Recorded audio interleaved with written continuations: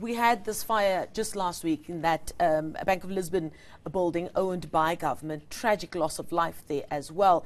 But also in a historic building just last week, we saw international news, Brazil's National Museum going up in smoke. Millions of artifacts from that continent destroyed, and you've got people sitting with their head in their hands. And what I remember from those reports last week as well is that that fire could have been prevented from that Brazil National Museum if it too had been maintained. And you're saying that here in Johannesburg we are sitting with a ticking time bomb because buildings like the Art Gallery are also at risk. Tell us what the situation is there. So obviously we're concerned about a number of government-owned buildings in the inner city, but particularly the Johannesburg Art Gallery is a big concern for us. It is of internationally significance. Its art collection, its South African art collection and its African art collections are arguably the finest in the world. And then you have the building itself, which is also, it was designed by a famous British architect. We believe it's of global significance. Now, the concern is that for a number of years, the maintenance budgets have not kept up with the real need. So we've seen flooding at JAG, we've seen a real risk of fire. As it stands, structural engineers and fire safety inspectors did not want to sign off on the building last year, and that's the current situation. Now, who is responsible for that? If we've got important documents not being signed off, like you've just mentioned, who is responsible for bringing it up to code? So the Johannesburg Art Gallery is owned by the city of Johannesburg. It's a municipal art gallery.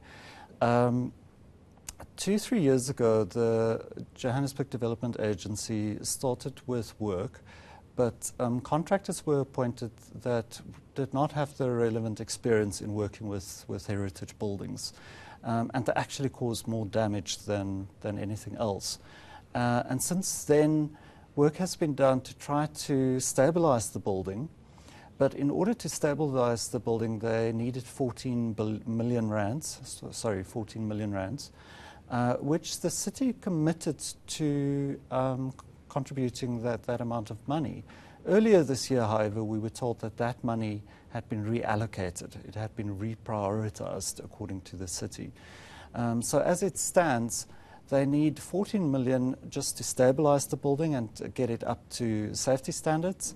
And then in total, they need about 60 million to do a full renovation job. And as it stands, the city has indicated that they don't have that money. So where does that leave you? Are you speaking to people in the private sector who would be interested in contributing to this project? Well, that's our main concern, is that the city, in its most recent statement, said that they're calling on the private sector to assist. But we haven't seen any coherent fundraising strategy from the city. So nothing proactive. It's just a general open call. We had discussions with the Friends of the Johannesburg Art Gallery, which is a non-profit organization that supports the work of the gallery, and they've also indicated that they've had no strategic engagement on the side of the authorities around how they're going to fundraise for the 60 million rands. Now, doing maintenance work or looking after a building is one thing, but you're dealing with specific heritage sites, and as you just said, you can't just bring any Tom, Dick or Harry maintenance business in to do this work because it's very specialist, isn't it? Tell us what's different about the maintenance work done on a specific heritage building, especially one that also involves very important artifacts. Absolutely. So there's a number of things. So firstly, the nature of the items you're dealing with means that you need specialist skills. So the roof, for example, is original clay tiles. And that in itself was important, and the contractor who had been appointed actually removed these original tiles and replaced them with new tiles. So from a conservation point of view, that's completely unacceptable. So there were a number of these concerns that we raised with the city. you know, it's just in our view, it's just been a tragedy. I was a bit worried that you also said that the building needed to be stabilized. Does this mean that this building is not safe for members of the public to use? Because that's also what you want. You want people in Johannesburg to feel comfortable to visit the art gallery and to enjoy what is contained within its walls. Yes, look, that has been a concern. At some point earlier this year, the gallery was closed to the public.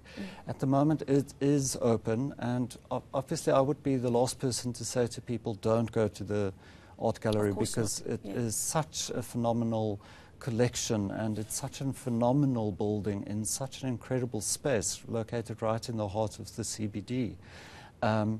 But our point is, and that's the point we made in the press release, is that lives are at risk.